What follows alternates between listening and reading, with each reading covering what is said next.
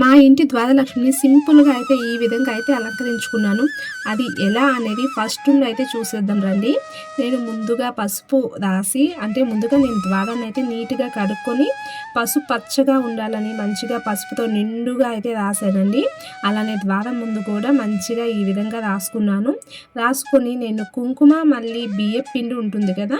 ఆ రెండిటిని మంచిగా అయితే బొట్టులా పెట్టుకున్నానండి. అలా పెట్టుకుంటే లుక్ బావుంటుందని నేనైతే ఈ విధంగా చేస్తుంటాను. మ్యాక్సిమం నేను ఫ్రైడే, థర్స్‌డే వీలైతే సాటర్డే, మండే అయితే కంపల్సరీ ఈ విధంగా చేయడానికి చూస్తుంటాను. మ్యాక్సిమం అయితే ఫ్రైడే అయితే కంపల్సరీ చేస్తుంటాను.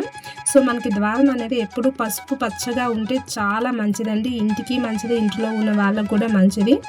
సో నేను అయితే ఈ విధంగా అయితే కుంకుమ మరియు బియ్యపిండితో అట్లా బొట్లు అయితే పెట్టుకున్నాను. చూడండి ఎంత బాగా వచ్చిందో. అలానే లాస్ట్ వరకు కూడా ఈ వీడియో చూడండి, చాలా బాగుంటుంది. మీకు నచ్చితే మాత్రం లైక్ చేయండి, షేర్ చేయండి, ఎలా ఉందో కామెంట్ చేయండి. ఎలాంటి ట్రెడిషనల్ యాక్టివిటీస్ అయినా గడప రంగోలి, ముగ్గులు, అన్ని రకాల ట్రెడిషనల్ యాక్టివిటీస్ మన ఛానల్లో ఉంటాయి. మీకు ఏది కావాలన్నా మన ఛానల్లో ఉంటుంది. ఒకసారి అలానే వెళ్ళి చూడండి. మీకు ఈ రంగోలీ నచ్చితే, ఈ ముగ్గు నచ్చినా కూడా మీరైతే నా ఛానల్ని సబ్స్క్రైబ్ చేయడం అస్సలు మర్చిపోవద్దు. అలానే లాస్ట్ వరకు అయితే చూడండి. మీకు నచ్చితే మాత్రం హైప్ చేయడం కూడా మర్చిపోవద్దు.